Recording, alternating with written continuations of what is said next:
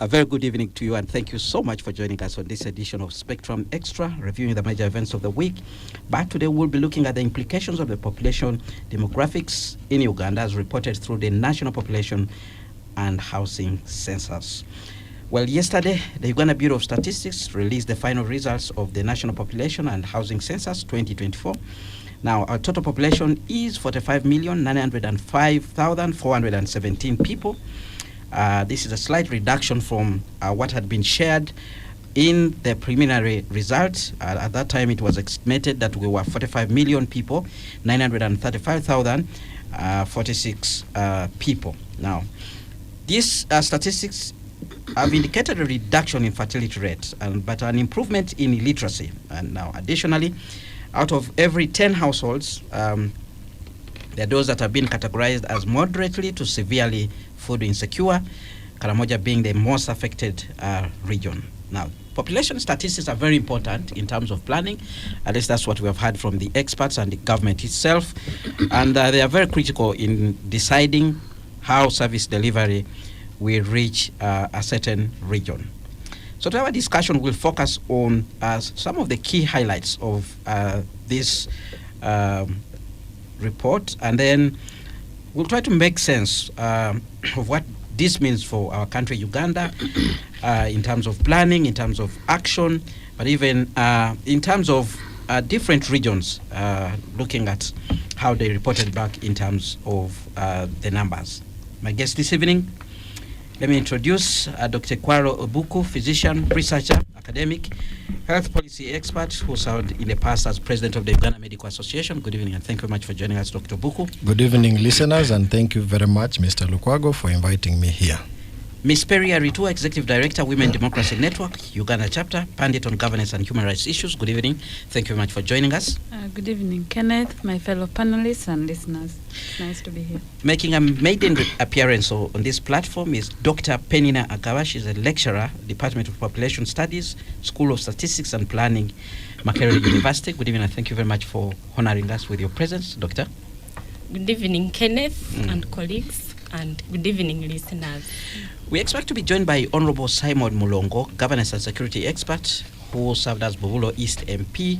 He was a member of the Constituency Assembly, but also he served as Deputy Head of AMISOM, that's the African Union Mission in Somalia. When he reaches here, I'll allow him to actually greet you. Now, let's begin by getting your quick reactions, and I'll begin with you, Perry. Looking at these statistics, the way they came out, what was your quick reaction when you saw some of the figures rolling? Thank you, Kenneth. One is, of course, the females are more, and it seems the numbers have increased from what we saw. So for me, my first reaction is then there needs to be more attention, because when you go on and read the report, they are the ones who are less, in terms of employment, fewer females are employed than men. When you go to literacy, fewer females are, as literate as the men. When it comes to ownership of assets, again, there's a disparity. Now, if you have a big population that is female, then you need to invest more in them so that they are more productive in terms of economic opportunities, and because the country gains from their revenue. So my quick take was, that the figures should inform the interventions. You look at the young population, huge, dependent. What are the things that need to happen? And the other thing also, so education seemed to sail through in terms of how people access opportunities. When it came to ICT, economic opportunities, the urban and the educated seem to be doing better. So for me, my quick take was then it tells you where we need to pay attention. All right. Yeah. We'll be digging deeper on some of those issues you have brought across. Dr. Kwaro, your quick response when you saw these statistics, what came into your mind?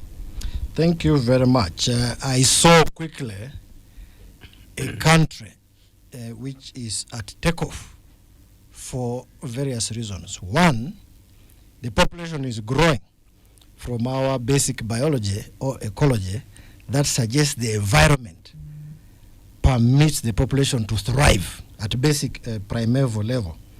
Two, the population is living longer.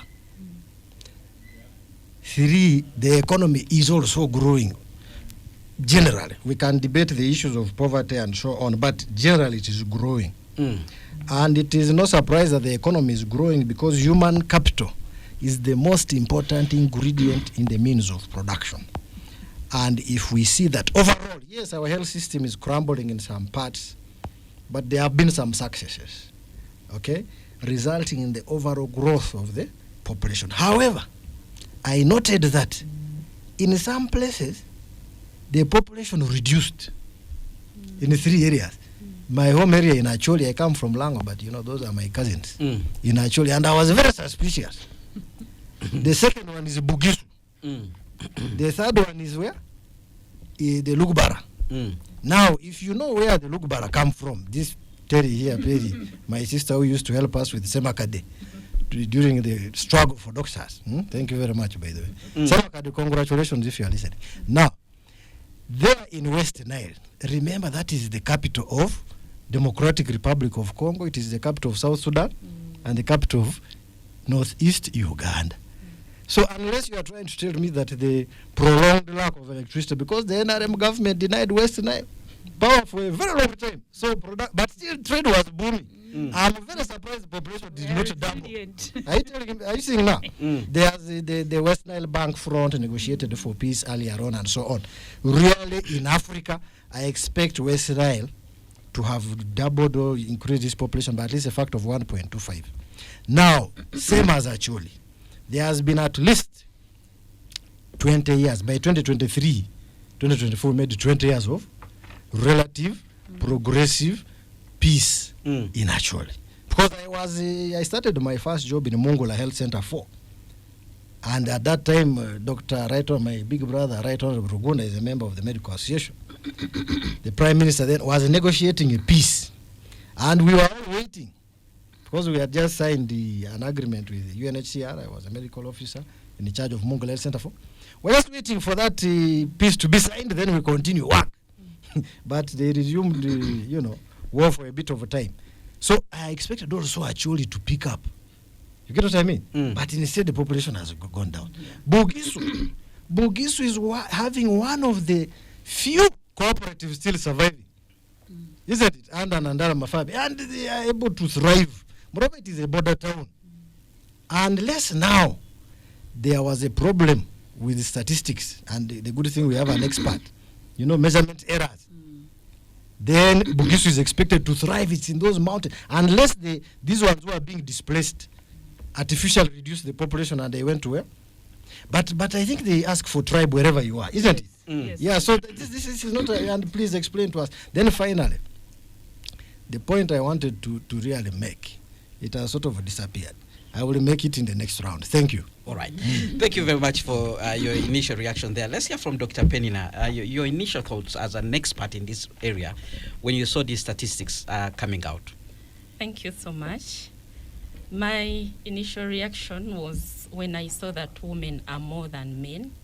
And this has been the trend even in the last census.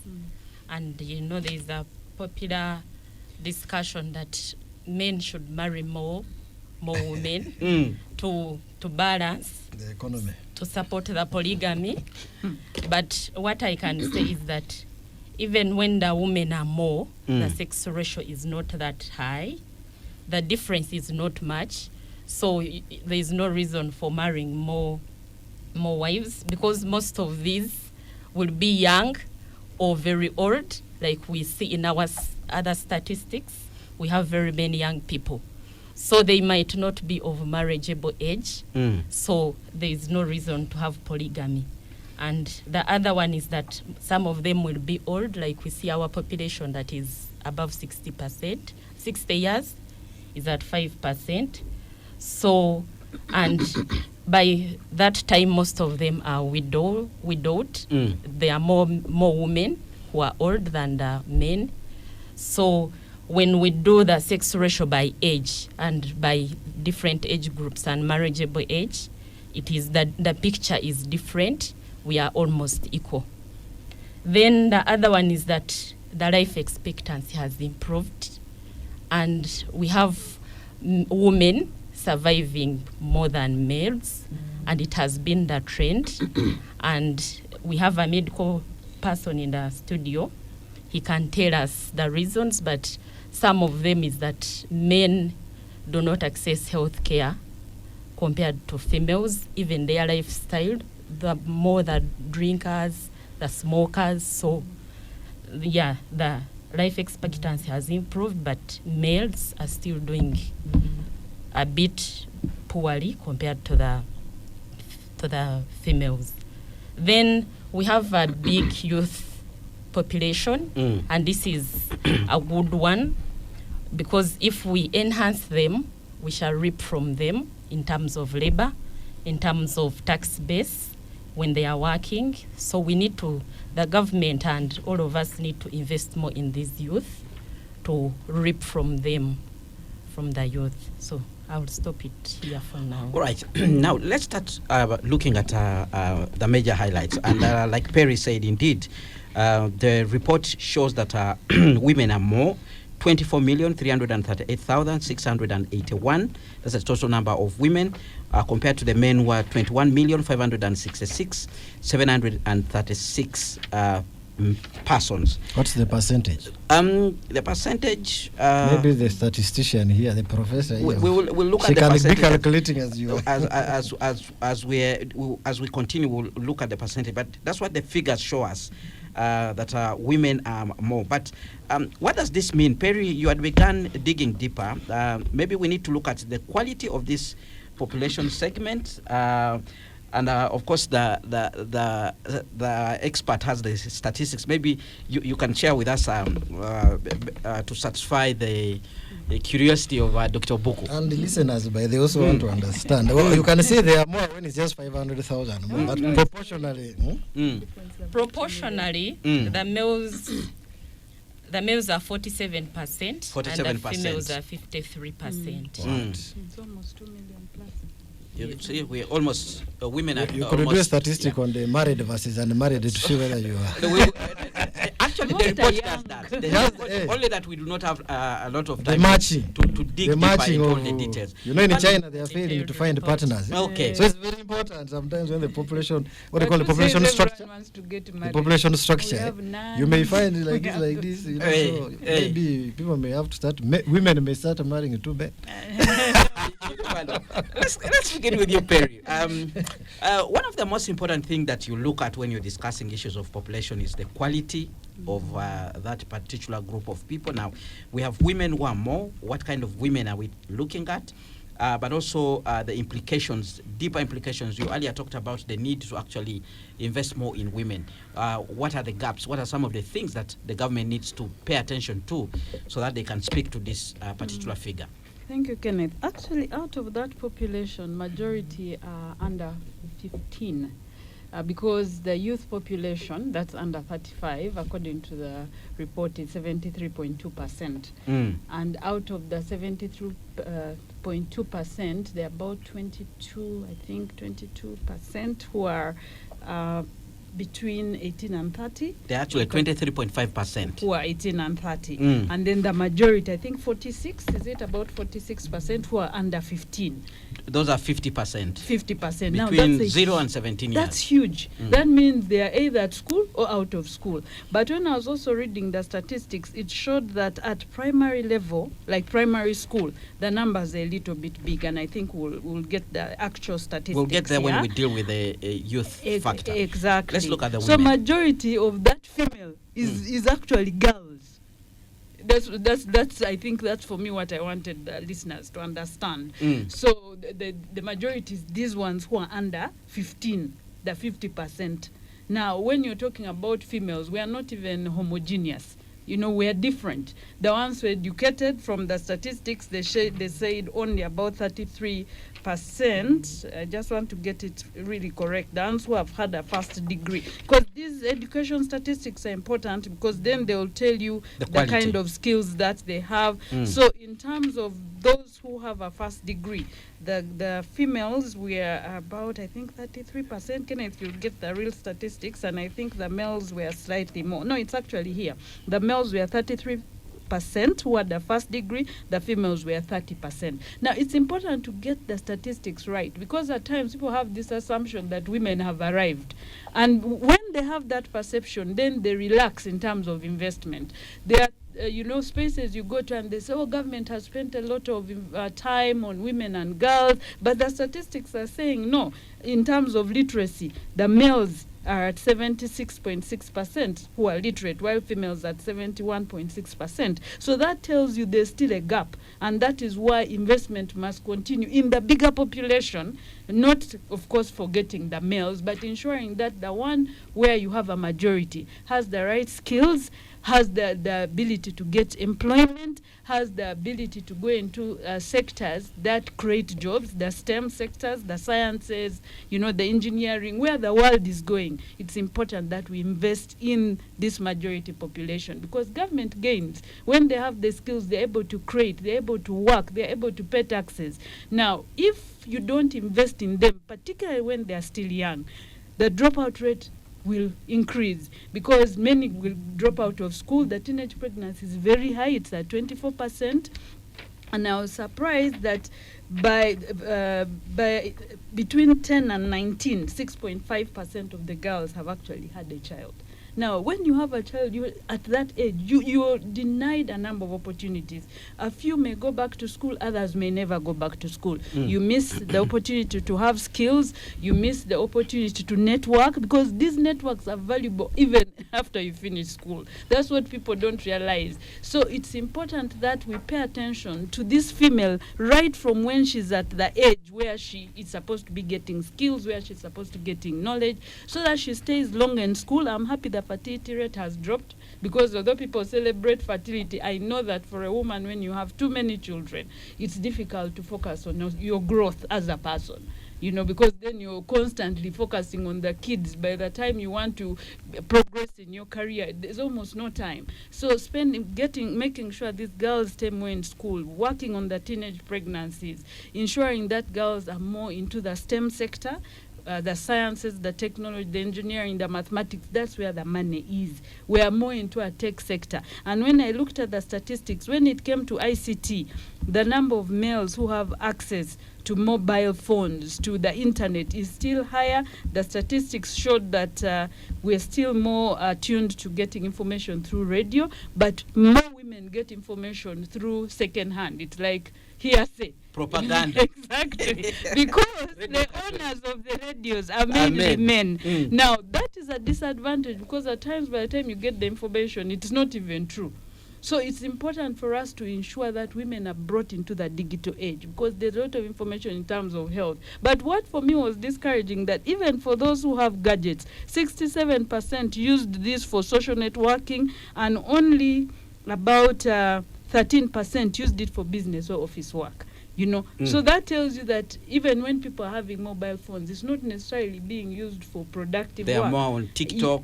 I'm not saying TikTok is Twitter, bad, but I'm saying spend Facebook. more time in building yourself, in creating the networks that make you more productive. So for me, I think we need to deal with the ICT sector in terms of ownership of access to getting access to the internet for women, because they're a majority sector, ensuring that we deal with the teenage pregnancy issues, the literacy issues.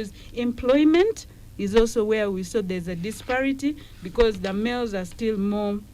The statistics were 43% for males who were employed, and the females were 33%. That's a difference of 10. That's huge. And so for me, this argument that we constantly hear, oh, women have arrived, the statistics show we have not arrived. Government actually need to spend more time in this majority population to harness its full potential. All right, Spectrum Xtra on Radio 1 FM 90. We're going to go for a break now. When we return, we'll hear from Dr. Obuku, but also Dr. Penina, as they also share their insights on the fact that women are the majority in this country. What does it mean in terms of investment? We have heard from Perry. We'll hear from the two as we continue with reviewing this very important issue, population demographics in Uganda, as contained in the National Population and Housing Census report.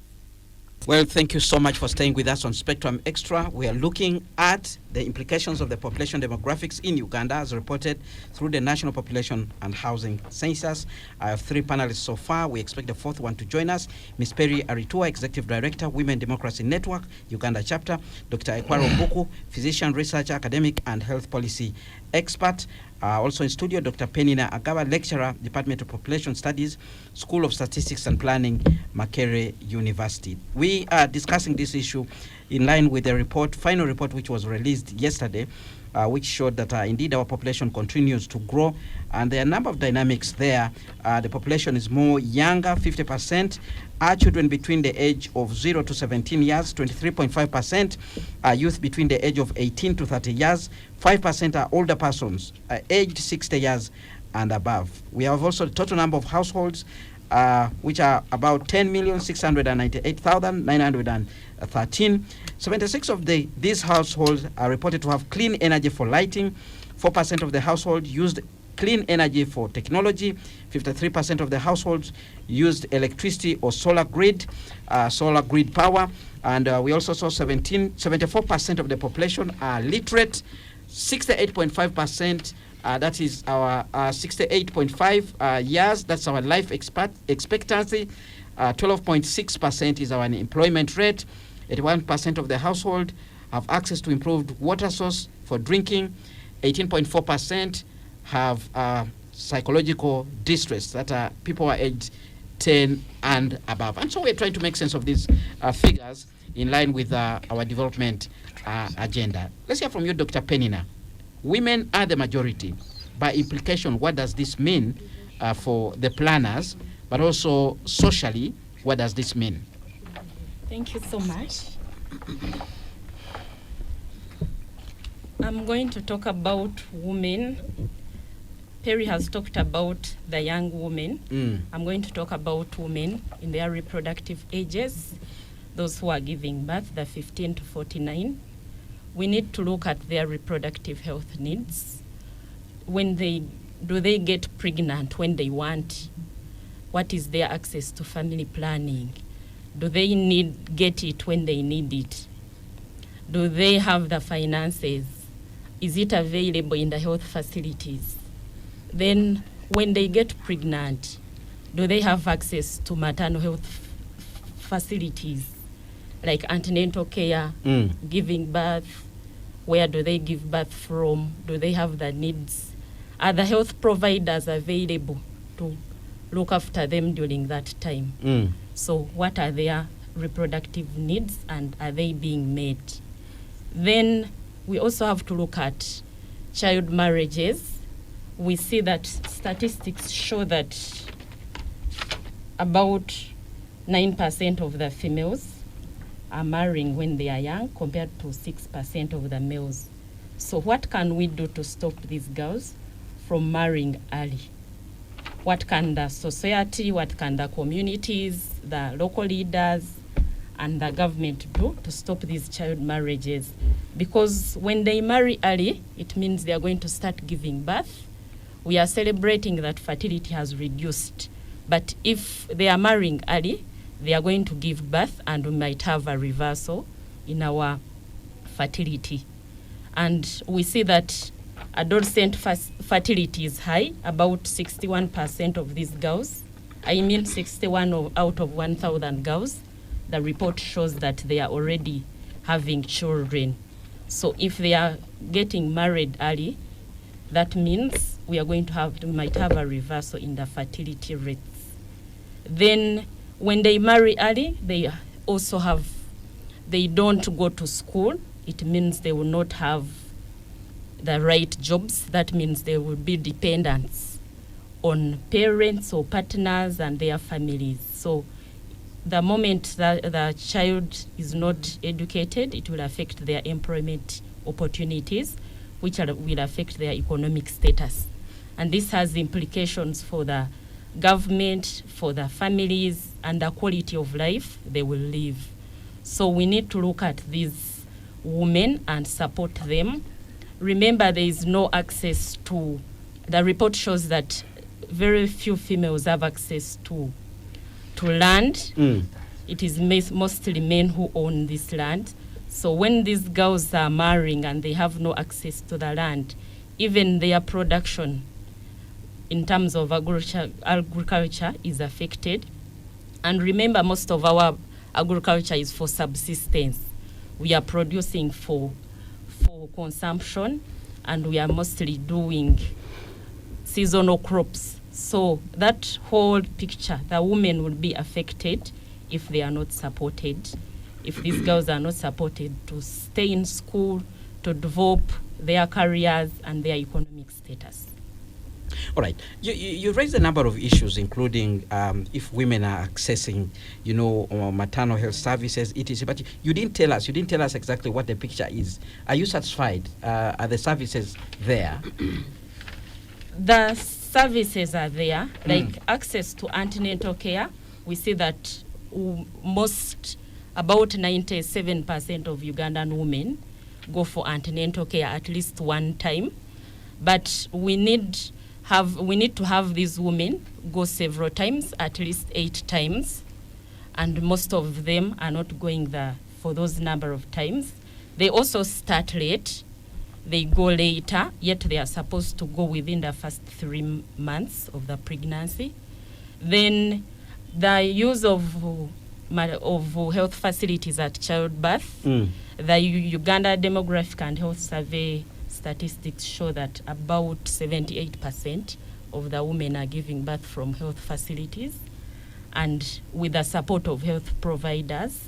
So at least that is okay. But postnatal care is still wanting the use of health facilities after childbirth.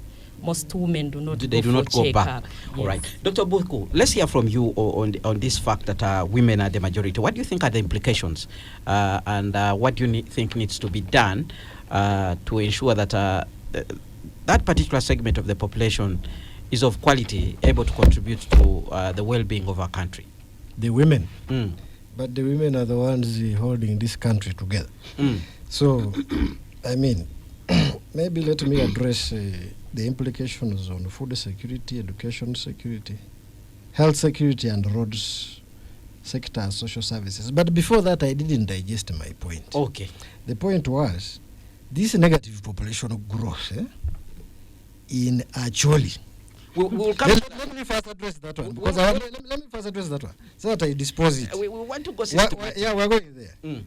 Could it be a measurement error? It would be important that UBOS gives us at least 3 data points. All right. Let me tell you, UBOS has explained that in some cases there was a mix-up, and we were going to have an official here to actually explain deeper on some of these issues, but I think they were not able to maneuver, so they will be here on Monday to explain some of these general statistics. implications. I wish I can interview them also. I will call anyway.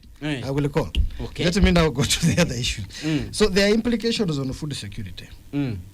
We need more food to make sure that those things which were happening in Karamoja don't happen. The advantage is we have more people. Most of them are youthful. They can produce. So government must invest in that direction.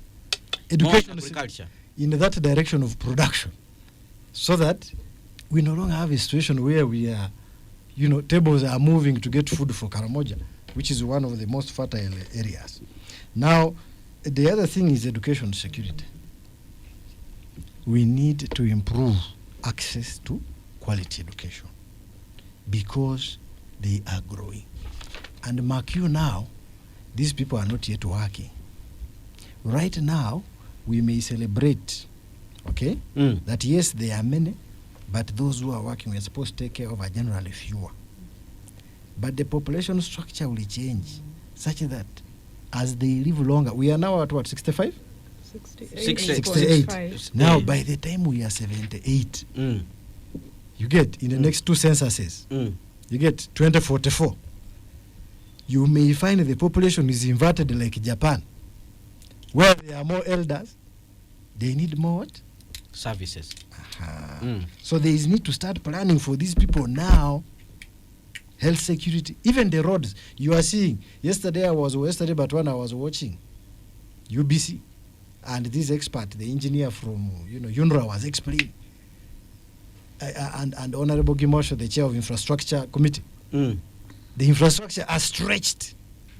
The bridges that are supposed to be repaired and are not repaired. Even the one going to Karukarunji, the ruling party's home, is also not repaired in Katonga.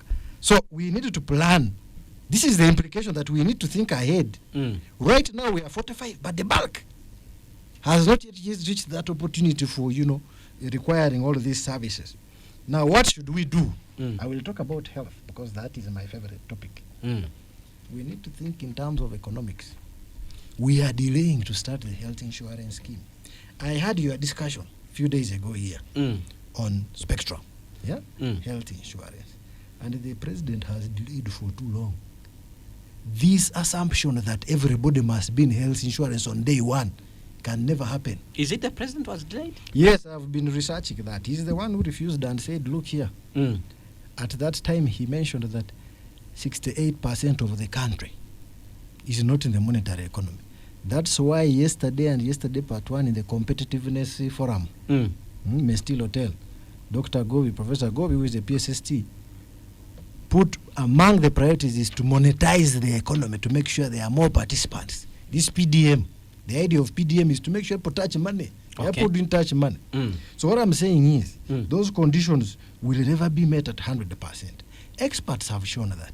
Well, let me finish about the statistics actually saying there's in Uganda only 1% of that population of the 45 million people are under I don't know how they asked that question, because according to the annual health sector performance report of last year, it was 7%. Maybe they would ask this how year, you access your the temporary one could be about care. 3%. But there is health insurance of different types. You know, so it depends on how they define it. If this is of Jubilee insurance, there are very few. True. But there are these community health insurance schemes. True. People have burial clubs, but there are some which are what? For health. Okay? So this model also needs to be interrogated. But let me come back to that scheme. I was saying something. That the government needs to start. The president is very passionate about the army, how they started with 27 guns. They never had gun boots. They had gun boots, now they have leather. You know, army men are no longer, even the policemen, they are better off. Even his son said only military men will rule. So just to suggest, I'm putting it in terms of satire, that just to suggest how now they are perceived compared to before as brutes and, you know, uneducated and, well, you know. So the same thing can happen to the health insurance. So much so that the systems can work. The national ID system is helping us. Have you ever gone for this service in for driver's license? You get it the same day. I was shocked. People, you know, have you gone for passport? Very big. You get it, a few days. In a few days. Wait, let me finish. Have you ever gone to NIRA now? You get the service quickly. Now, the health insurance must also start. You remember when NIRA was starting? Very problematic. But now, they managed to improve the system. They have learned on the job. You get what I mean? No, the system just becomes efficient over time. The learning curve. Similarly, with health insurance, there is a lot of stagnation of about three things. The political question, which Museveni has posed, in terms of my people, my voters. Will this be a Kampala thing, or will it be a thing of the people? Can they afford? Do they have the money to pay? And the answer is yes. Because they are already paying. You know, they are already paying. Out of pocket. If you go to a government hospital at a certain time of the year, you will see the doctor who is paid the salary, you will see the nurse. They will inject you some 1, 2, 3 medication. If you need 5, they say go and buy these 2. Or go and buy surgery. So they are already paying. Health insurance merely organizes that income. Payment. How okay? you paid. The other important thing, let me finish. The other important thing is, if you look at countries which have done health insurance successful, like Thailand, it took them a political decision. They actually, when they introduced it and expanded it, they won the election. Now, after 30 years, they introduced dialysis. So you can see it took 30 years for it to mature to be able to take care of what? Dialysis. The problem can be, when we start our health insurance, someone wants everything because he's a government official. They will spoil that one. So we start slowly and we say we are covering these things. This is the amount of money you pay. We look at the burden of disease and model it. You see what I mean? Then in 30 years we can say we will give you heart transplant. Because one, the money would have accumulated like NSSF. Get what I mean? 2, we would have improved our vital statistics. We are able to collect data and know who is where, what is their address, what is their income. This is the amount they're supposed to pay. As we wait for all that, there's another very important issue. The doctor-to-patient ratio in our country vis-a-vis this population figure. What does this mean? If you look at the annual health sector performance report, we have actually beat the targets. Have we? There are about 10,000 doctors, 9,388. The nurses are many. You know, the NRM, as I told you, this stability, despite taking Chagulanyi to jail and, arresting all these people, killing some and so on, at least it's alleged, during politics. Actually, the bad side of Uganda is seen in electioneering. But the general ecosystem has permitted medical schools to grow from one in 1986.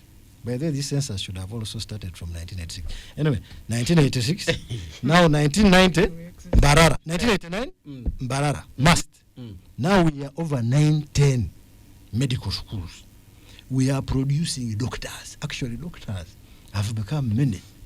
That is why, and because of our nature of planning which is not aligned, that's why you see there's an outcry, and the president who promised to secure the future of the youth is now telling the young doctors that, you know what, you pay for your internship.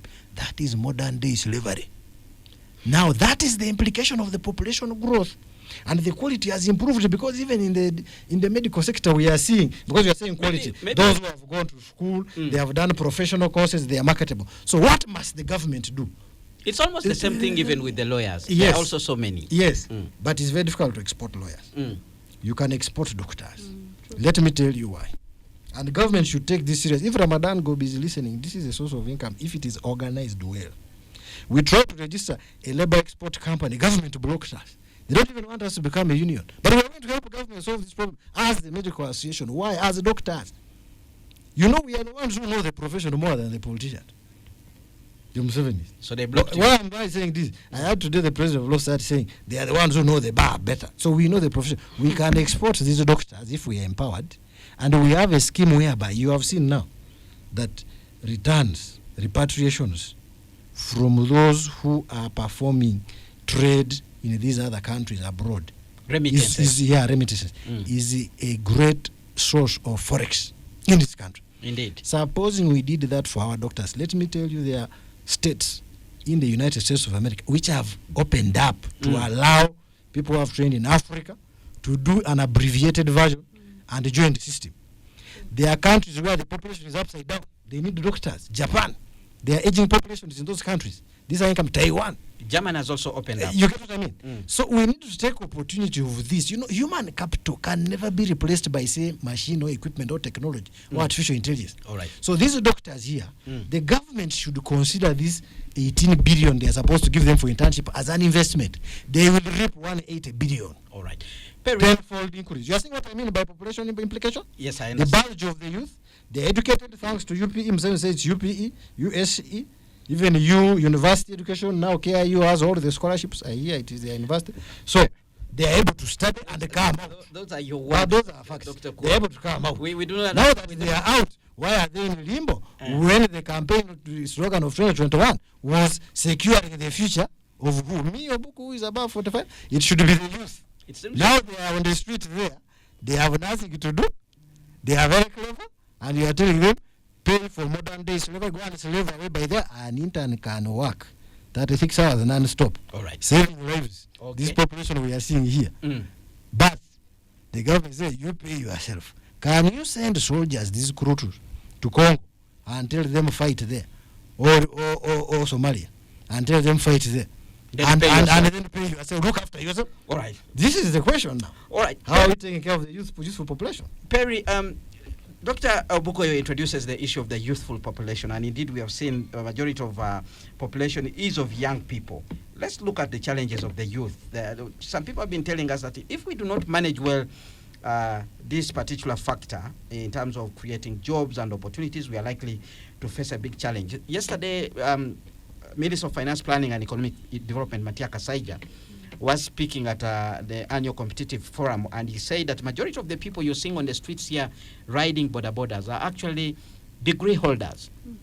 And this number is likely to increase moving forward. And he said they are going to be a problem if we do not create jobs for them. Are we going to reap dividends, or danger awaits us given this population fact that we have a youthful population? Perry. I think it depends on the decisions that are made from the findings of this report and other reports. And that's why a population census is important, because then it tells you where the problem is and what you should do based on the information that they give you.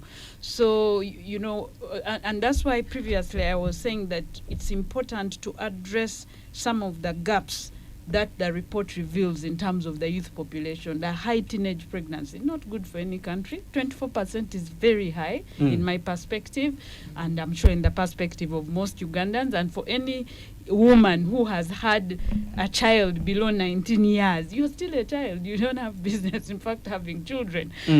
So if we don't address the gaps that the report reveals, then we don't reap the benefits. And that's why you see with countries that have a big population and are focused on ensuring that this population contributes, they find out what are the skills that are needed, for instance, to grow the economy within that young population. That's why you'll find many of them saying, let us go digital, let us ensure they have access to the internet, let us ensure that they have the skills to create the apps, to create, just think about, young people like the owners of Meta right now. They created these apps when they were in school. Actually, some of them dropped out of the institutions. School projects. Exactly. So we need to be able to look at where is the world going. But for Uganda, what are the needs? We are mainly an agricultural country. How can we then use technology that enhances our products so that they become more marketable? Because you cannot go selling fresh pineapples every time. You have to add value. The area I come from produces a lot of mangoes, but during mango season, most of those mangoes get rotten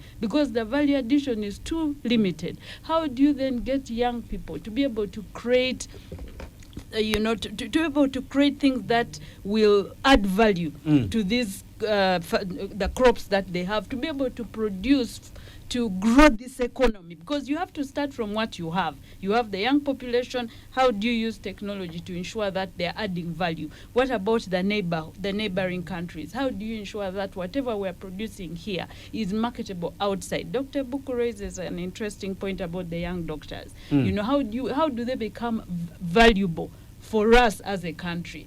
Instead of just exporting them as maids, how do we ensure that we're actually exporting doctors who are qualified? I know a number of them who actually work in the US, who are working and earning lots of money because many are brilliant. So they go there, upgrade, and they add a lot of value to that country, but they also send remittances back home. So for me, it is taking advantage, finding out where the need is now in the world order, and ensuring that you're providing skills, you're creating opportunities for them to be able to harness those opportunities, but ensuring that you deal with the challenges that they are facing, these teenage pregnancies, the lack of opportunities to get quality education. Because it's one thing to go to a UPE school, sing the whole day in front of a teacher who has 100 other children they are thinking about. So let's deal with some of the things that are affecting the education sector. We have done a lot of work in terms of having community conversations with how can the population continue to support UPE. At times, unfortunately, you find the politicians then interfere, where parents have reached a stage where they're saying, okay, let us contribute to the development fund so that we can have children, being able to do exams. Let us contribute to scholastic materials. Then you have a politician saying, no, you're not supposed to contribute, it's supposed to be free. But the parents are willing. So for me, it's also, let's divorce the politicking from getting a population to own their own, because these are their children. Right. So if parents are saying we can contribute, let them contribute and you have better education, instead of saying it's free when the resources, because per child right now, government contributes 20,000 per annum for UPE in this country.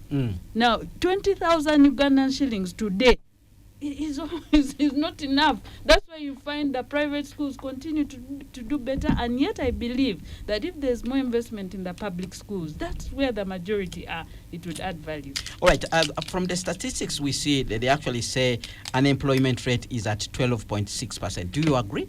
Impossible. I don't know where the statistics are coming from, because if you look at the reports, there was one produced some years back. I think it was the Uganda Population Report 2013. I think it was 2013. That time it was at 78%. So I'm wondering which kind of statistics these are. Is this those who are underemployed, or because there are different levels of unemployment? What we call misclassification of bias. Maybe whereby you have changed the definition of what? Employment. And that's then all of a sudden You know? The statistics. Yeah, yeah. there's a story about Now, statistics. and you can tell me. who gains from that when we are looking at a situation where we need these statistics to actually plan You for the say country? they would be here on Monday. On Maybe Monday. they need to explain, because if you told any young person that unemployment is at 12.6%, 12.6%. and yet many of them are languishing with the skills, with academic documents, and have no jobs. So for me, it's explaining how they arrived at that. All right. Vis-a-vis the other reports that have come out. Spectrum Extra on Radio 1 FM 90, reviewing the major events of the week. Our fourth panelist has joined us. Good evening. Thank you very much for joining us, Honorable Simon Mulongo. Thank you very much. I'm glad to be here finally and happy to meet my colleagues. And good evening, our listeners. We look forward to engaging even more. Are you late because of factors of the population or what? Yes. The explosion in population numbers, particularly those who are capable of acquiring vehicles, whose future has been secured, is a fundamental contributing factor. And I think my doctor here knows very well that future means tomorrow. If today is Friday, tomorrow is Saturday. And he has had so many Saturdays since his youthful time that he can assert that the NRM has secured his future. Future means the next 3 seconds that are going to follow after. You can even reduce The that. youth are saying the future is today. The medical intern are saying the future is today. We want to do internship yesterday. And you're telling them to wait. Well, Anyway, that's the political definition of the future, we though. might discuss that. Yeah. Well, you raise another very important issue about our population dynamics, the issue of urbanization, the rate at which we are urbanizing, and it also be the issue that we'll also address after you have all tackled the issue of the youth unemployment. Now, stay tuned to Radio 1 FM 90. We're going for another break. When we return, we'll continue with the discussion. Well, thank you so much for staying with us on Spectrum Extra. We're reviewing the major events of the week, but we are focusing on the population demographics in Uganda as reported through the National Population and Housing Census. My guests, Ms. Perry Aritua, Dr. Kwaro Obuku, Dr. Penina Agaba, and Honorable Simon Mulongo. Now, let me turn to you, Dr. Penina Agaba. The youthful population, dividends or danger? What do you see for our country, Uganda, looking at how we are handling issues to do with unemployment and all the other things that the youth are looking for? Thank you. To harvest the dividends from our population, our youthful population, we have to invest in 3 things: education, health, and employment. So if we harness those 3, if we invest in those 3, then we shall be able to harvest the dividends from the youthful population of Uganda. Otherwise, if we don't, we are in danger. Because if these youth are educated, they will be able to earn jobs, to work, and this will improve the economy. If they are educated, they will marry later, and that will impact the fertility of the country. But if we do not invest in their education, it means they are going to marry early. They will give birth to very many children who will also be of poor quality, because when you're not educated, you have no job, you have no support, you can't provide for your children, so it would be a cycle of poor quality population for the children and the future generations. Then if there are no jobs, then it means we won't reap from this population. Like we see the people on the streets, they don't contribute anything. Instead, they are getting from the parents who supported them. So it means, like we saw that the report shows that the household size is about 5 or more children. About 61% of our households are about 5 full of children. 5 members. So if you have a big household size, it means the expenditure is high, and we won't save. We see that very few Ugandans, the report also shows that 47% of Ugandans aged 16 years and above are saving. So that is a whole cycle of poverty and the high fertility and poor quality education. And we see that from this report, most of these youth are not in school.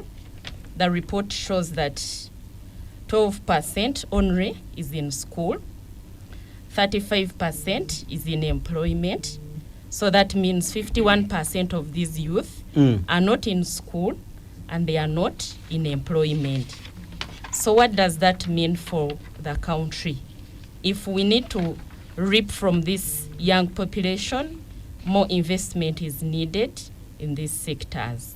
Then health, it is not just about having buildings. The health centers are there. The report showed that communities reported that they have about 76% of the communities have health center 2s and 3s.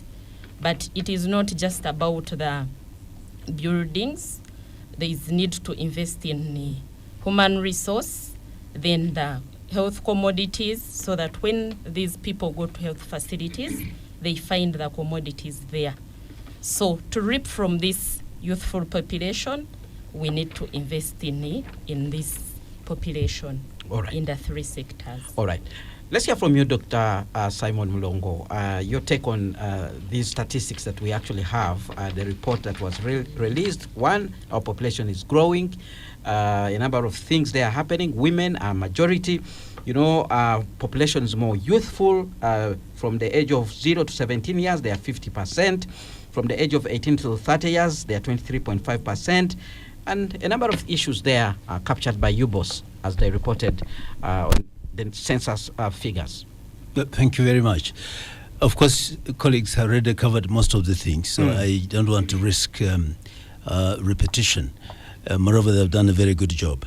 First of all, I see that some regions or districts have reduction in population, and Dr. here did point at it.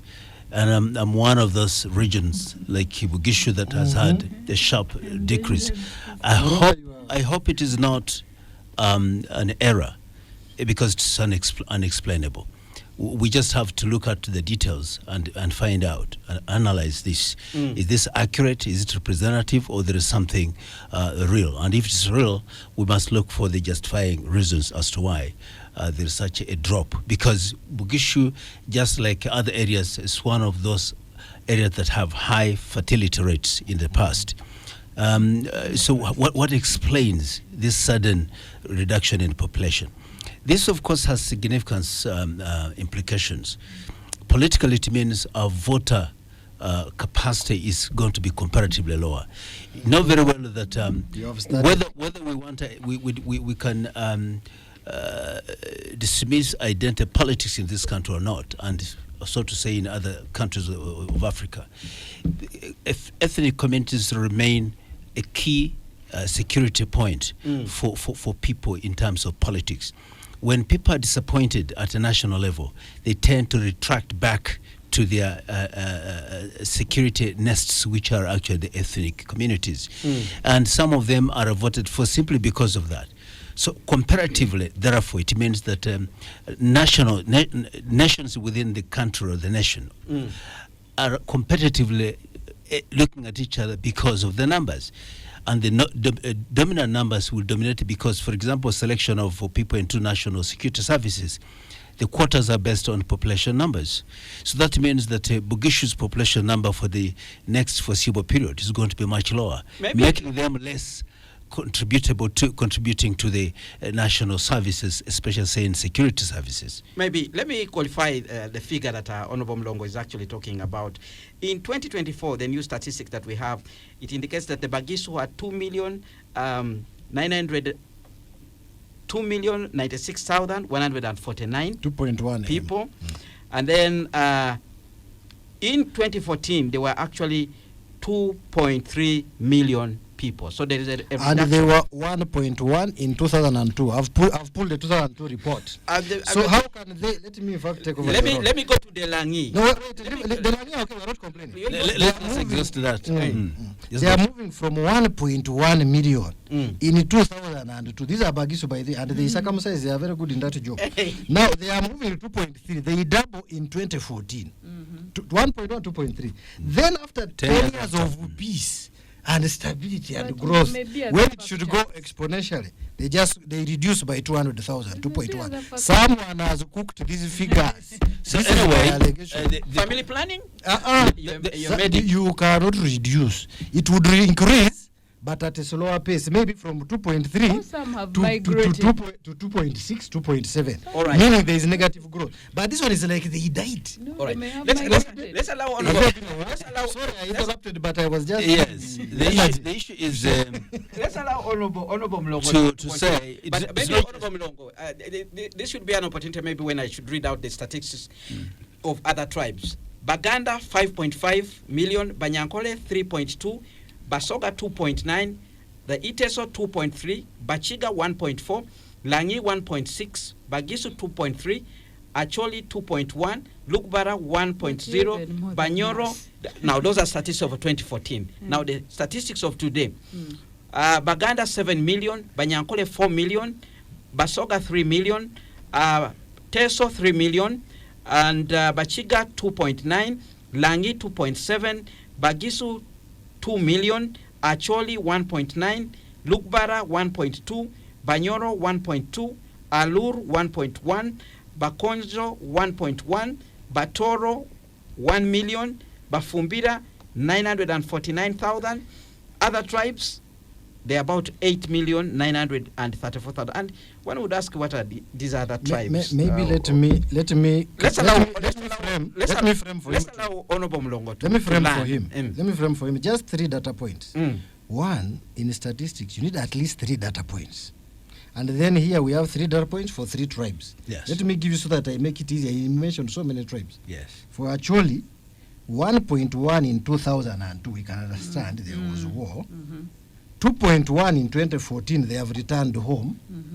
Then now when they have returned home, even they are taking a Tiak sugar there, it reduces by 200,000 to 1.9 million. That is actually. If you go to Gulu today, my friend, it is booming. Even the Kampala team, this one which they just sent home, I heard they visited El Gulu city in the Lugubara. Yes. Where now this is where there is no border. They are moving from Congo to Sudan. They are trading. Things are moving well. Let me just finish. But when you look at the 1 stats, million. they're actually growing. No. 1 million, 1.1 to 1.2 for the Lugubara. No, for the actually they are reducing. They are reducing, yes. 1.1 to 2.1, meaning they doubled. Then it stagnated and even they died. Not when the wars disappeared 20 years ago. Maybe they Now, migrated. wait. 1 million again. I'm getting here, by the way, from the published statistics of 2002. And then the newspaper one, I hope it is correct. And That's this what new I million made it. Then 1.1 million, Dr. Mulongo, 1.1 million. It has increased by one. The Lugba has only increased by 100,000 per census. That figure is cooked. Ask me later. Bagisu, 1.1. Then they double 2.3. Then they remember the FDC. They say, let's remove 200,000. Let the man come on Monday. Me, I will call in. I'm going to look at the road data and Yes, I I think that these numbers speak volumes. As I said, we have to cross-check this. Of course, there could be some reasons. For example, drifting to Kampala outside the region. No. Yes, Even if you're in Kampala, they'll ask you of your trade. Ask you. Yes, but if you're located and based in Kampala, you're captured as such. The issue is if the No, they did capture me as a Muganda. I'm a Lango, my friend.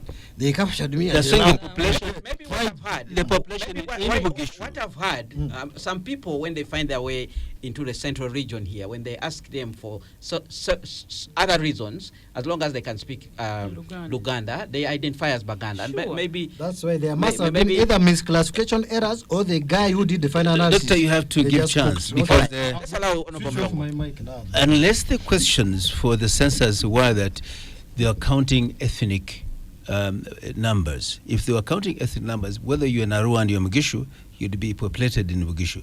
But if they're counting geographical areas and the population therein, That's different. that's different. But I assume that this is the population of in Mugishu as a geographical area. This is what I think. And if that's the case, then definitely the numbers dropping are a worry because it means either there is immigration people have left that area. They have gone for other jobs, like we know people have exported jobs going outside the country, or that actually they have died, or landslides and so on, where people have emigrated, been relocated to other areas other than Bugishu area. But even if they're relocated, they remain Bugishu. But the numbers, I'm saying if it's geographical, that's they're counting people in Bugishu as a geographical area. Yeah, because the reduction that matters. But if they're ethnic numbers, meaning they're Bugishu wherever they are, then there are reasons why we should find out what is consummating this Bugishu, what is consuming them, what's decreasing their numbers. We have to find out. Is it, and yet the Bugishu's fertility is actually very high. And the Bugishu have never been underrated in certain activities. Yes, certain activities. So we can find out what the problem is. It's not scientific, but it is a perception that requires to be tested. Because if they are perceived so, then why are they? And that begs the question. But I also think that these numbers poses a serious issue of the youth bulge, where you have 48% are below 15 years in the country. That's almost 50%. And you said 17 years, they're about 50%. That poses the question. And moreover, if you look at the unemployment rate, is extremely high among the youths. And that has security ramifications. If you have the youths that are poor, that are unemployed, and a number of whom are educated at least up to senior 4 and above, that creates potential for recruitment to irregular activities. As you remember, the police report indicated an increase in crime rate, 10% of which is armed and violent crime. If you look at the recruitment to terrorism, whether it is in Al-Shabaab or Al-Qaeda or even ADF, most of these people are young. And that means they can easily be susceptible to to recruitment if they're unemployed and are poor. And so they find themselves disenfranchised in a way. So I think this outcome signifies a lot for us as a government. In terms of health, I'm happy that the doctor here is suggesting export of such labor.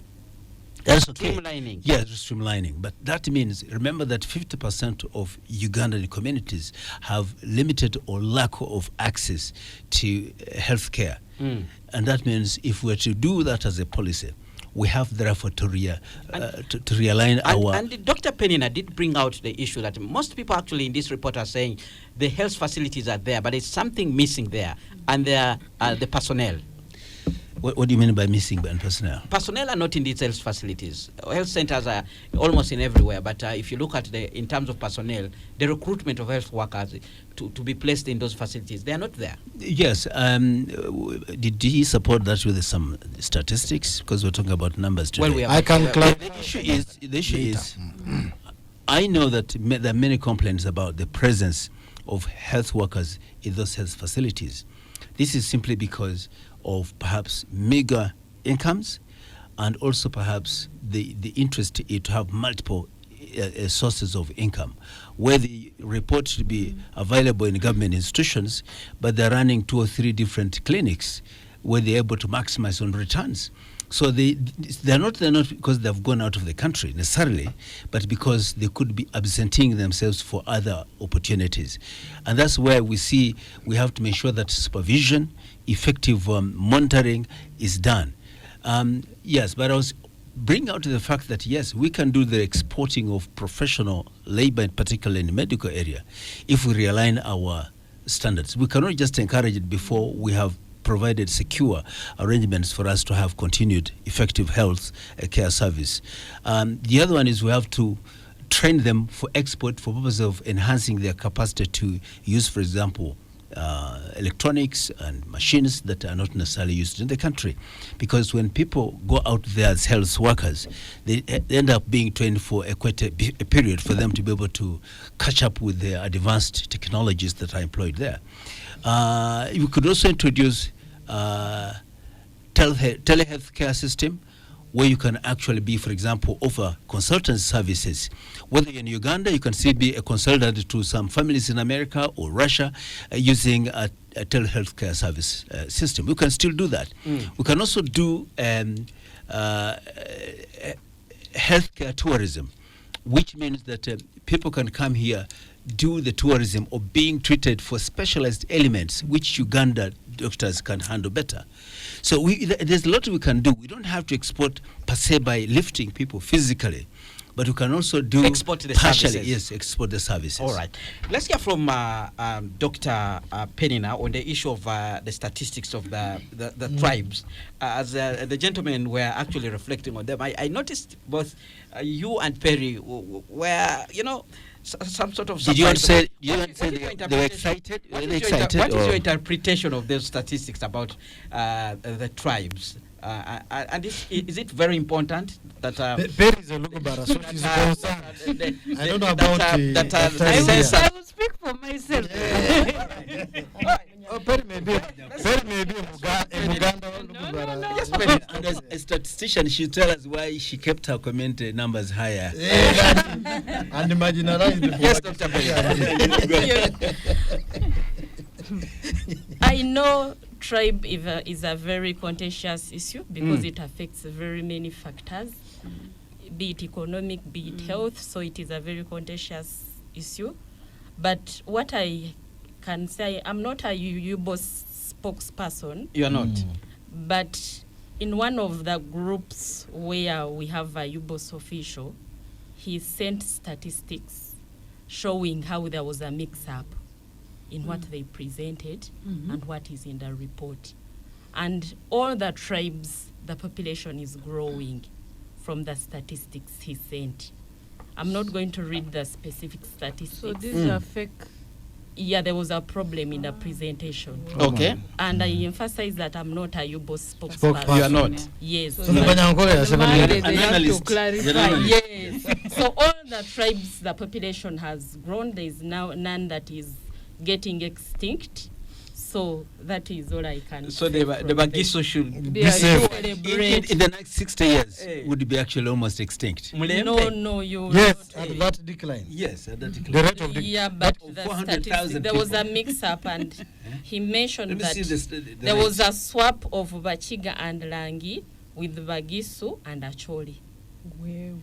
And So that you must were have been a celebrating for May I nothing, say Dr. something? Kwara. May I say something clarify? Can you just repeat that? The swaps. There was a swap of Bachiga and Langi So with Bachiga, Bagisu and Langi, Acholi. Bagisu And Acholi. and Acholi. Yes. Okay, so what belongs to Acholi in those statistics should belong to Bogisu, and what belongs to Langi But they should need to belong to clarify. Bachiga. Yes. But we will be clarify. getting an official Yes. report here on Monday to clarify. But you want to jump in? Yeah, Dr. I wanted to jump in. From the angle of the Acholi. Sometimes the I'm a biostatistician Langi. because I did a Master of Science in clinical trials, and you have to measure in statistics. And we used to have jokes. One of them was, I can prove anything by statistics except the truth. I can prove anything by statistics except the truth. But they say numbers Hold don't on. lie. And then the other You one can is, lie a lot. there are lies, damned lies, and statistics. Let me stop there. There are 5 more. Now, let me tell you something about statistics. Absence of evidence is not evidence of absence. The other thing is trust and credibility. We have a PhD who is the executive director of UBOS, Dr. Mukiza. We have a PhD who is very honorable, Dr. I think Biamugisha or something, Albert. I used to work with him in OPM, used to consult with him. They're very credible people. So it gives credibility to the institution. When those two gentlemen are speaking, you really see that they are credible. But the moment I just went to 3 data points for 3 tribes in question, and I can tell you, I could tell as a what we call an amateur student of statistics. Layman. No, I'm not a layman. I have a PhD, and my master's of science was critical. And I teach, by the way, also basic statistics, fundamentals of basic statistics in clinical trials. This testing all these vaccines and herbals. I am an expert in that. Now, I could tell that by plotting 2002, we struggled to get it here with Perry, but we got it 2002, 2014, and 2024. I can tell you that is not possible in Africa. Our population structure, our population structure cannot permit that decline. Moreover, in areas where business is booming, when business is booming, these circumcised people, like in Bugisu is a border town, business booms, smuggling. then in Beluguban, it booms. Okay? So They have money. Also, something else. they have money The to temperature. to have what? To have at least 1, 2 wives. Or, well, let's call them my wives in Africa says, and that would be my assumption when I'm, populating variables in that model. If it is in Japan, where we have stories that old men are struggling to go to a supermarket to pick something so that they can be arrested and go to prison to have family, meaning the population structure is inverted pyramid like this. There are more older people.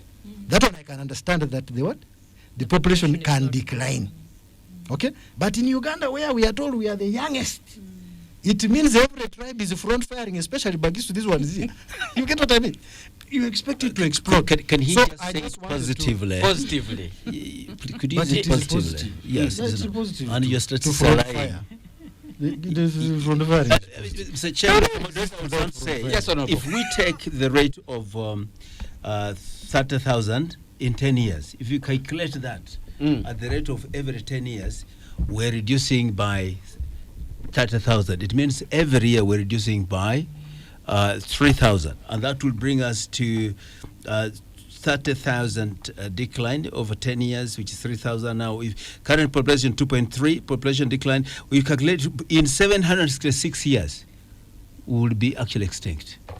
It will take a That's shorter a time long because time. there's a multiplication factor. Yeah, if we take it linear. All right. If it's linear. Now So let's- which is a big threat. And that's why UBOS owes us both the communities, I don't know, wherever, Lugwara, Bagishu, I don't know who There are else. three. Three. And Actually, where I also come from now because we are neighbors, Partially, I'm from Lao. yes, yes. But in Minakuru, by there I'm UPC. Oh, you're I'm Minakuru. running. And in Minakuru is full of Acholi, so I can speak for them a bit briefly. Yes. That number. Eh? like your right honorable. Lugara, You sounded my like brother-in-law, running. we have our children are from Aru. Terego. Oh. They were beat there. 3 boys, very strong. So I'm concerned about that tribe. It was my So in first this job. circumstance, Anybody gives to you people. I think the communities that have registered a lower rate, which is actually slide, they require to be explained to. All right. And We hope the we must investigate. statistics body will Perriers. Yes, for me, as I listen, it's not a competition about the number. I'm concerned about the quality. Because you can have 10 children malnourished at home, no education. I think for me the focus should be the quality of the children. And that's why I'm happy the fertility rate has reduced. There's something I'm only concerned that districts like Yumbe continue to have a high fertility rate, yet their level of development is very low. Really, that for me is my You seem to major forget a point concern. that Honorable Mlongo would put across. Politically, these numbers have Of course, yes, implications. politically, but that means, from even the politics aside, it depends on the quality of the population. You can have a huge population which even doesn't know the importance of voting, which doesn't know why it is important to vote quality leadership and is more concerned about the money. Recently, I was having a conversation on a talk show in the East, and I was surprised at the level of people thinking that the best politician is the one who gives you money. They think that is the only criteria. Not even criteria, that's the only gain they have from a politician. So for me, I would even be more happy if we had better quality voters who are able to discern the kind of leaders and say, I will choose Perry, for instance, because this is what she brings to the table, than just having a big population which adds no value. In fact, for other countries, increasingly, they are saying, for democracy to work, do you need this a big illiterate population, illiterate Yes. in terms of the voting, answer is or yes. do you want one which is better quality and can vote and determine quality leaders for effective transformation? Honorable Mlongo, you want to say something? I think my sister is using different premises to make out a point. We've been talking about the significance of the reduction in population numbers with the impact of politics, the impact of politics. We're not talking about the quality, and even though we cannot use modern dynamics to explain how poor and useless people are. The Lugwaras have been in existence for hundreds of years. They were not writing or reading as we do today. and yet they had advanced technologies they were using to defend themselves in terms of security, to also to have medication, to have technology, best technology to do implements. But so you cannot say that because people are literate, they're useless. We think that Africans are misjudged. And when we use international parameters to say even poverty rates, dynamics of poverty, you can get a Muhima who has a grass-thatched house with 5,000 head of cattle. He's not poor, but the Bazungu rates would make that person below the, yes. So I think, and using the $1, I think as if dollar is a common currency in Uganda. My mother died recently without knowing what a dollar is. So they just use us to use their yardstick irregularly. So I want us to ask that we reconsider this. Our people are never illiterate in the sense of the Western definition. Our people are very intelligent, they're highly educated based on our curriculum of 5 subjects, which included technology, which included agriculture and farming, which included music, dance and drama, which included anthropology. And that's why we're able to recite about our ancestry, generation after generation. So for that matter, we're never illiterate. Even astrology. Even geography. Rainfall and all what? this madness. That's why our names were. So I think that let's use But different then parameters. you are speaking, desire the quality of life, which includes modern technology, being able to use the internet. So for me, that anthropology and history, it's important, but let's also talk of today. What is it that makes a human being feel, yes, thrive? I am able to live a standard of living, which is really we appreciate. Can I just conclude something on Let's go for a break now. When we return, I'll allow you to conclude your point, but also we'll be getting feedback from the listeners who have been sending messages via the WhatsApp line 0703 090 090. Let's go for a break now. When we return, Spectrum Extra will continue. Well, thank you so much for staying with us on Spectrum Extra live on Radio 1 FM 90. We are looking at the implications of population demographic in Uganda as reported through the National Population Census. My guest, Dr. Penina Agaba, lecturer, Department of Population Studies, School of Statistics and Planning, Makerere University.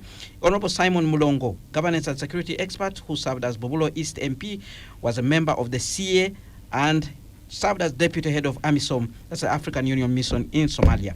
Dr. Ekwaro Obuku, physician, researcher, academic, health policy expert who served as president of the Uganda Medical Association. Ms. Perry Aritu, executive director, Women Democracy Network, pundit on governance and human rights issues. My name is Kenneth Lukwagandason, your host. Now let's get some feedback from the listener. Kamugo Fred Keta, listening in from Kira Municipality. Good evening, Spectrum Extra. My comments on the statistics produced case regions of Kabale sub-region and Bugisu. Both of the regions are highland areas. How can you say Kabale population grew and yet Bugisu region declined, and yet almost they thrive on basically similar advantages and challenges? The methodology is suspect. 2, don't you think the increment in female educated yet non-productive is a red flag to the economy of this country? Take an example. Most of the ladies who completed university and other tertiary education, once they get married, they shelve their academic qualifications, become complacent, and become sit-home moms without productivity in line with their careers. In my opinion, this is not only a danger to the growing economy, but also a huge burden on their respective families for support. That is Kamogo Fred Keta in Kira. I asked the statistician to tell us what is the figure for refugees. Secondly, can she unpack social groups that compose the 32% and others? Lastly, why is the 32% extremely bigger than other regions? That is Kaumadigo in Mityana. I think is reflecting on the particular area where they said the remaining other tribes. What does that mean? Then we have another comment. Regards to Dr. Buku, glad to have him. Meanwhile, Dr. Buku should be revoted as president of UMA. Having him and Semakade of ULS would deliver Uganda to the promised land. Back to population, Dr. Buku got it wrong on West Nile, Acholi and Bugisu. It's true those places are commercially vibrant. However, Dr. Buku should know that busy people have little time for reproduction. Like he rightly said, Arua Commercial Center for Congo and SS and South Sudan, basically business. Actually, people are busy commercially, making money and recovering from poverty. Birth No control. time for Bugisu Cooperative engages people on coffee, no time for babies. Bugisu area, That guy again, has Bugisu given area has limited land, expansion curtailed by the mountain, left, right, south, north. Bugisu is done. And that is left, and all that is left is migration. Also not the relocated mudslide. That's a comment from Richard. Then we have another comment. Personally, I am also not comfortable with the statistics presented by UBOS. I am seeing many lies in the census report as presented. Bugisu population has decreased as compared to 2014 census. This is very wrong, and no single Bugisu will agree with you on this one. Including the one in the studio. We need to get the statistics further. UBOS has cooked these statistics. Well forward, we need a recount in Bugisu sub-region. That is Kibeti Patrick Nabutanyi, listening in from Bududa district. Mawa Amaza, listening in from West Nile. Spectrum Xtra, good evening. Good leaders always think about the future of their country by investing in education, agriculture, and health sectors massively. Our young idle population is a time bomb. In West Nile, it's good that the people don't produce because the government provided citrus fruit seedlings instead of cocoa and other crops. Ugandan can feed East and Central Africa if the government could invest in agriculture. Let's look at the area surrounding Lake Kyoga. It's very fertile, but we are importing rice from Far East. Thinking that we are getting taxes from the importers, forgetting we are not enjoying our people in many sectors. We always sing we are going to add value to our agro products every year. That is Mawa Amaza in Moyo. Drani writes in and says, the way Dr. Buku and the other panelists talk, if a foreigner who doesn't know Uganda and its NRM government hears them, he might think Uganda as a functioning state that is interested in planning for the good of its citizens. But the question is, do these people really plan for the citizens, or they are consumed in robbing public for their individual families? Even the census exercise was simply a ritual, an avenue and opportunity for some few connected people to reap from public coffers. Benon Fred Twinamasko, about the youth not being in school, there is need to put conditions, age for one to ride a boda, given their lifestyle around urban centers. Any youth would opt for boda instead of using the same money for fees. The earlier we work on this, the better. On fertility, it seems like the more time females spend in school and get children led, it comes with complications during pregnancy and children with challenges. Wish everyone a happy weekend. Albert Wandera, I am a Ugandan who was born and raised in Oslo, Norway, with a dual citizenship. I first came to Uganda when I was 26 years of age, settled here, and now I'm working. When I left Oslo, Norway, one thing that the Norwegian government warned me about is Ugandan women. I was clearly told to stay off from them when it comes to relationship, and that I may easily contract diseases and children that do not belong to me. I recently came back from Serbia. The warnings were all about Ugandan women. In this country, women advocate for equality, which is to subscribe to about their morals. Behavior is full of deceit. You go to every home these days, girls are busy manufacturing children in their parents' homes. They see men as nectars. Well, that's his comment there. Then we have another one from Alan Shaka Orlando. It's a scam. Apart from the Baganda population, which seems genuine, other groups' numbers seem to have been tampered with for political reasons. That's why a certain group is suddenly number 2, yet is used not to be even in the top 3. The declining numbers also affirm the forgery, which means Bagisu and Acholi people have been dying without reproducing. Something must not be right. That's a comment from Orlando. He also adds, why didn't they show us every tribe as per the constitution of Uganda? Because how can we, the Ithur from Abim district, Karamoja region, be categorized as others? Others should be the Rwandans because they don't have any location in Uganda. Well, that's his comment, but I can tell you that in Uganda, we have a tribe called Banyarwanda. And so they are already here in the country. We have another comment. Could you ask Dr. Buku how it's possible to have an increase in life expectancy in Acholi land, yet they return the highest multidimensional poverty rate? That's Dr. Howard, who is listening in to this show. Dr. Howard Ayo with that particular comment. Now, who wants to go first?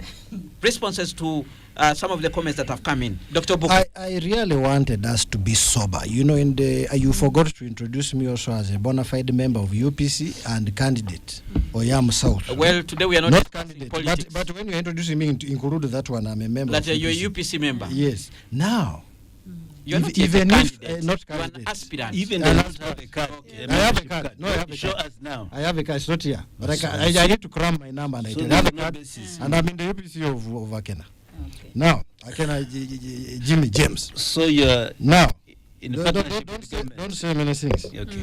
Now, we always have to be sober and recognize the building blocks of a country. Without peace, without stability, without some semblance of order, even the population cannot grow. What this report is saying is that there is no peace and security in the Lugubara people and in Bugisu, which is false. According to the population response. We've agreed that UBOS has to to explain. yes. So we Now, have, there's a person who commented and said, these people are talking as if there is, by the way, Uganda, as I started saying, Uganda is at takeoff. There are all these other political problems we must sort out. But on the general whole, life expectancy has increased. Population has grown. Economy has grown. It may not be evenly distributed, okay? But it has grown. Even this Bayankola, they have actually grown. If you go to Masaka, have you been to Masaka over there? Really, you are beginning to see the city status. Honorable If you have toured, let me finish. Did you move with the NRM registration book? If you move Yes. to Nini, I have it to downstairs. was recent in Mbarara, Eh. it has grown. Go look at the roads. Okay, these cities are beginning to show, and that gives you an indicator. It may not be, not everything that counts has to be counted. So let's first agree as Ugandans that there is some level of progress. Now let us critique the other aspects. One, there is negative population growth, which we must say that can never happen in an African country, especially a young African country. UBOS now, to tell you the truth, any serious person who does statistics will never trust anything coming out of UBOS. There are political implications. The election is coming here. There are implications of planning and how much money is sent to a certain region. You are getting me? Because whereas you may say that not all Bagisu are there, but I'm sure 75% are in Bugisu, and it will affect how much is sent there. All these things matter, okay? And it's therefore also a political question which must be answered. We have talked about planning for health services, for education, for the roads, okay, and for food security. These numbers are going to be Even used. for urbanization. Even okay. We may lose this status. All right. That is But great. my final point, because I may not have another chance, is to implore government to start putting in place certain ingredients. Out of pocket payments for health is not sustainable. In America, it has failed because it's driven by private sector. We need to think of a socialist model, one which has solidarity. Mulongo here looking very beautiful in his yellow shirt and whatever, the South African NSC shirt, must be able to pay DRC. These are colors of NRM. party. NRM, but green is not there. That is a DP. Now, that's why I say the NSC more like should be able to pay for his cousin who is living below the poverty line. Someone very beautiful like Perry here should be able to pay for someone who's not working. You're getting me? Now that solidarity spirit must be there now, so that in 30 years we begin to see to reap the effects, whereby we can now pay for heart transplant or kidney transplant in Uganda using the insurance scheme. Otherwise, if we wait, the young people now they are going to live longer. The population will explode at some point. That is my submission that I would like to send to these people. All right, let's hear from you, Perry. There was a question on women who get educated and stay at home. I wanted us to just factor in the issue of social norms, that at times, because this is a personal question, where someone, depending on the relationship they have, they are partners where they want the woman to stay home. And I always say, what if you dropped dead today? What happens to that family if you don't want your wife to work? It's a personal decision, but it has serious implications. And that's why couples need to have these conversations, that when a child has been invested in, and here I'm talking about the girl child, you know, she has acquired skills, she has acquired knowledge. I mean, she will add value to this country. So I think the person was arguing that it's important for these girls who become women and have these skills, they have gone to school, to go to school. Now, for me, I would implore, you know, their spouses, that at times there are beliefs that if the woman goes out to work, then, you know, some say she will end up in a different relationship and things like that. It's a personal question, but it also has an implication on social norms, you know, how some partners want to control instead of making the other spouse thrive. Then there was a number of questions in terms of there was someone who asked about the Ugandan girls. I always say don't generalize a population. And that is why a case-by-case basis is usually very important. I speak because, you know, generalization at times creates a perception which can affect a whole group of people. And in this class, it's women, even when it's not true. So for me, it's a case-by-case basis. But, you know, not to take on those generalizations without you experiencing or even being able to say, you know, there was a sample of this number of people and this is what I found out. So the generalizations, I think, are unfortunate because then you don't get to know, you know, this population.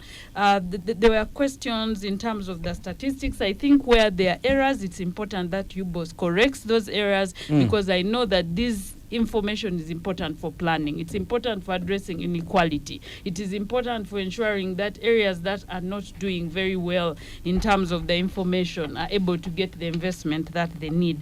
And I will not speak again because I know we don't have much time. The last thing I wanted to say is, for those gaps that have been detected in terms of the differences between female and male, you know, regardless of age, it's important that we use that to do the planning instead of the generalization, which I continue to hear in different spaces, that, oh, the women of Uganda have arrived. The statistics show they haven't. There are actually gaps in terms of access to digital technology, education, especially higher education, you know, employment. The statistics are there. So for me, I would implore you both to continue in engaging the population and the different institutions so that people have these facts and decisions are made based on what has come out of these studies. And I know that there are other studies that are going on in terms of, you know, the things that affect women, children. It's important to have a correlation so that at the end of the day, the information is used to see where the gaps are and we continue to address those gaps. Thank you. Dr. Penina, any particular issues you want to respond to from the comments that came in from the listener? Thank you so much. I wanted to talk about the other tribes.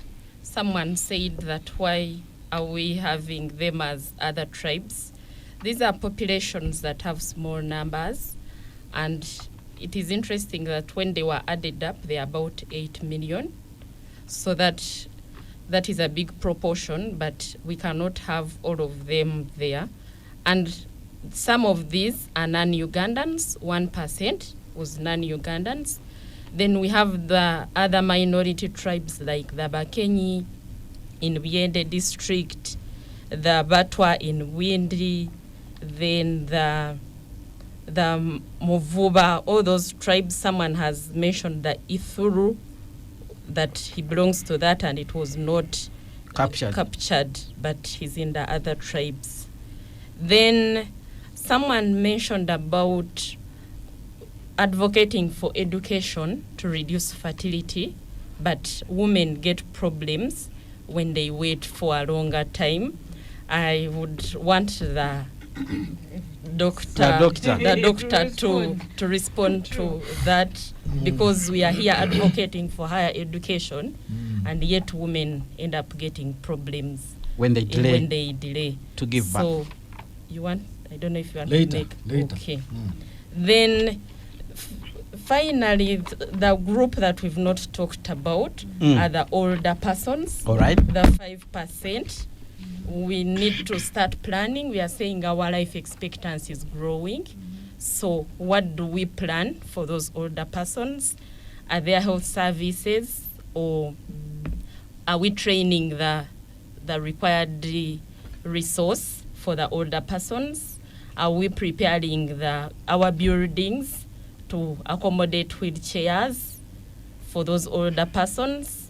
Then how about retirement age? Because these days we see people of 60 years retiring when they are still energetic. So do we start advocating for increase in retirement age, since our population is growing to the older ages? So those are some of the things we have to start thinking about. We have research in old age studies, gerontology. We have people who are studying them. So, but we do not have very many people who can handle issues of older persons. So thank you so much. Honorable Mlongo, your quick response to the issues? Yes, I just want to start with the refugees. Last time we were here, we discussed the question of understating the numbers of refugees. I don't remember how many there are today, but they are significantly low. About 1.4 million people, 1.5 million people. Yes, about 1.6, yes. But we know that also the Prime Minister was casting a much higher number and overall. So it's very important they capture this. Communities around Kampala, for example, our colleagues from the Horn of Africa, the Eritreans, the Ethiopians, the Somalis are increasing in significance, including the Sudanese, and some of whom are taking over activities of locals, like opening up outlets of businesses, like selling groceries and so on. And this is likely to create friction with time. Even if they are allowed to do that, it is important that the government plans for it and enables the situation to operate in a manner that does not create friction. The other one is, I agree with all those who made comments about the likelihoods of errors. And I think I want to agree with my colleagues that Ubos should come up, and you promised that you're going to cause a member to come and explain just here. Well, I don't know whether people like Amaza were talking from strength of numbers and so on about seedlings vis-a-vis poverty and so on. I'll leave that. Then our colleague and sisters comment about it, about the dual citizenship between Swedish and Ugandan, who was warned against Ugandan women, and because of being diseased and prone to bastards and so on, and single parenthood. I think these are really generalities. First of all, we must respect the communities where we come from. Even if he's a dual citizen, he's originally Ugandan. And that's why he settled here. He chose to come back here and settle here. Yes. But he did not complete his comment when he stopped at that, as if he still suspects the Ugandan women. And he should have asked the question, are this description best suitable to his mother? If his answer was yes, then he's okay. But if he can relate this to his mother, then he can give us a better answer to this. Because you can't generalize this, especially when you have to respect our mothers very, very seriously. Yes, we're not politicizing these numbers, but we know that they have political connotations. And the doctor here has spoken well about ramifications related to finance planning, where people's population numbers determine how much the allocation of resources and all that, of services and so on. So this has serious significant numbers, and I think I will urge the ANC Amasaba, Omukuka, His Highness Omukuka, to really take up this matter, plus politicians and other leaders like ourselves, that we must rise to the challenge and make sure that the government comes to clarify and restate the right numbers of these communities that could have been understated. and those who have been overstated be brought to the proper levels, because also that's very important. And I'm not pointing any finger at my sister who comes from Western Uganda, but I'm just saying, just in the case it is. Well, somebody actually sent in a message in regard to issues to do with Western Uganda. He says, I work in Ankole region, but I'm surprised to read that there are more than Busoga in numbers. These numbers are surely inflated in Ankole for political aims. They counted the cows. All right. But I'm also from Ankole. My relatives are from Kabale. But let me answer the other question of the women. That's a bad comment, Dr. Buku. That They counted the cows. no, but that's what we normally say with elections. That the way But this is not election. This is not election. But you know, anyway. All right. Okay, the elderly, women who are older, that is Define 35 and above. They are called elderly primigravide. The elderly who give birth at for the first time at 35. The women who give birth for the first time at 35 and above, they tend to have more complications. I've just looked at a systematic review here, meaning they looked at so many studies, and realized that one, they bleed more. Okay, the way the child comes out may come with the head first. With the behind first. Okay, and then they may have diabetes, but typically fibroids. This one we see it. So it's true, but you know, that woman is more empowered to even, for example, pay for an quality operation. service. So we would encourage our young women to give birth later when they are more capable. Number two, we have a big problem of teenage pregnancy. And my area in Lango there, it's terrible. It's 1 in 4. It's huge. So that you give birth to this population where Terry was trying to qualify it, that not of quality, but they are of quality, but would prefer them later when they are able to contribute to the economy at a sophisticated What is the level. quality? No, he was talking about quality of population, those who can't vote and so on. Now, I wanted to say something very, very important. Very quickly, we are running out of time. How much did we spend for the population census? Millions of dollars, billions of money. The question is, so what? How can we spend that amount of money and you tell us figures which you have to go and correct? You know, trust has been lost already. Trust is like a mirror. Whichever figures they come up with, people will start haggling. Now, if they because the population we have agreed is 45, meaning they are not going to increase to 46. Now, in order to increase that number, it means they have to cut from one tribe or something. Now, if they cut from Angola, they say hello. What's happening? For us, and it's true, for Angola, I can believe, because if you look at the poverty map, it is the least area affected by poverty at 11% by definition of World Bank by 2016.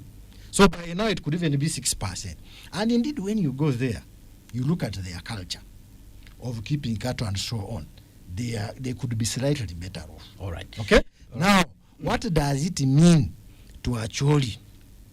Perry, very quickly, you wanted to make a I was comment. giving him Where there is poverty, they are saying poverty is high in Acholi and Karamoja. Very quickly, we are running out of time. But in terms of life expectancy, Teso was actually highest at 78 years. Life expectancy and Ankole is at 60 years. So that also tells you, does it mean if you are more wealthy, your life expectancy is higher? The last for me was on this issue of girls and giving birth. Because most times by about 25, you have finished school. So that's when you start making decisions about marriage. But anything before you finish, even secondary school, for me, it should not really be Honorable the Logo, case. very quickly, I 90 just giving seconds. information that the cost was 159 billion Uganda shillings, which is about 43 million Uganda shillings. $43 million. 91, yes, $43 million, which is 159 billion, and it was 91% was covered by Uganda government costs.